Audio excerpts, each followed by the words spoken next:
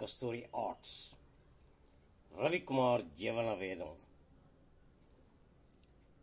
హృదయ విదారకమైనటువంటి కొన్ని సంఘటనలు నాకు బాధ అనిపించి, అయితే అందరికీ అది కాకపోవచ్చు, ఎందుకో నా మనసు కలుక్కుమంది.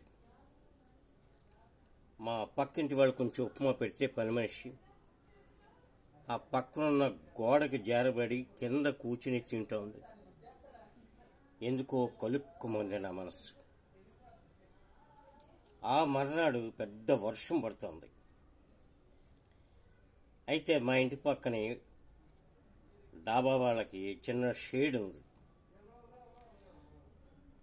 ఈ పారిశుద్ధ్య కార్మికుడు ఉన్నాడు చూసారా, పరిగెత్తుకొచ్చి ఆ షేడ్ కింద నిలబడ్డాడు. నేను వెంటనే ఇంట్లో ఒక కుర్చీ ఉంటే తీసుకెళ్ళి కూర్చోండి అన్నాను. వాడు ఆశ్చర్యపోయి చూసి, అబ్బాయి నేను చెత్తలో ఉండండి అన్నాడు. అదేం కాదు బాబు, కుర్చీ ఏం అవ్వదు, కూర్చో పర్వాలేదన్నాడు. నవ్వేసి గబగబా వర్షంలోనే పారిపోయాడు. చాలా బాధ అనిపించింది. ఇది హృదయ విదారక సంఘటన.